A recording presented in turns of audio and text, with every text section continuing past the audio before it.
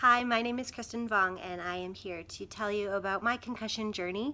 I am an athlete and I've been involved in many sports over the years, Muay Thai and breakdancing and all forms of dance. Right now I am a fitness coach and a personal trainer and a school teacher.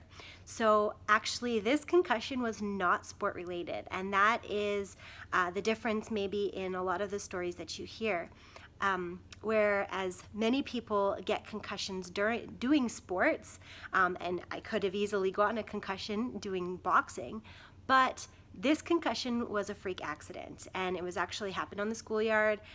Kids were throwing rocks, and I got hit in the temple with a rock. So this concussion could happen to anybody.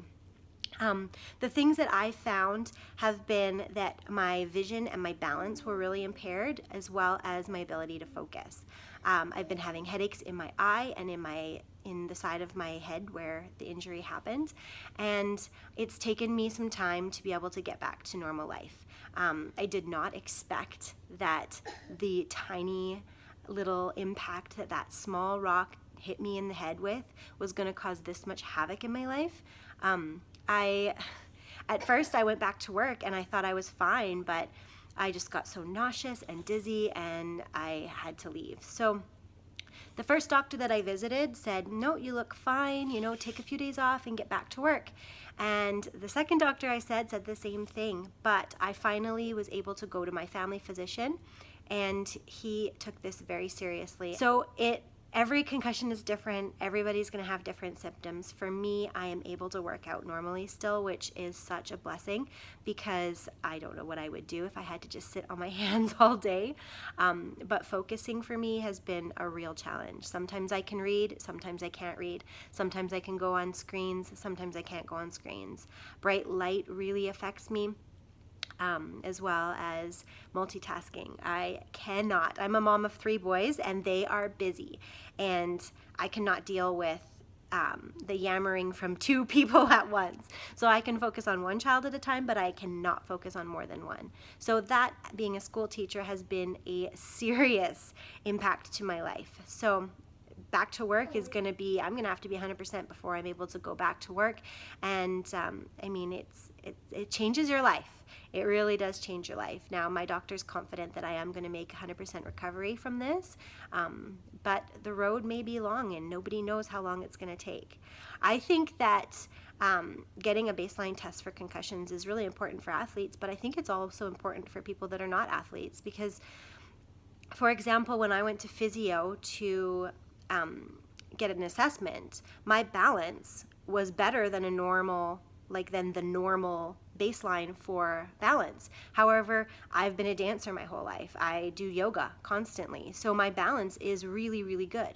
So for me, my balance was really bad, but compared to the norm, my balance was good. So everybody's different and everybody is going to start in a different spot and everyone's going to end in a different spot. And so I think it's important to know where you are so that if it happens, I mean, I live in the far north, so slipping on ice and hitting your head is a real risk every day.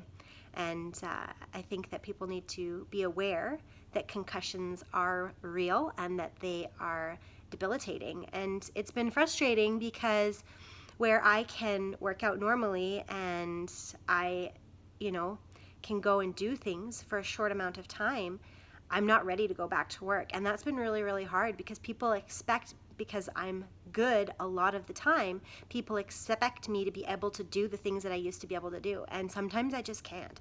There comes a point in my day where my brain's done and I have to go and lay in the dark and relax. If I don't get enough rest in a day, I'm not okay. If I get enough rest in the day, I am okay.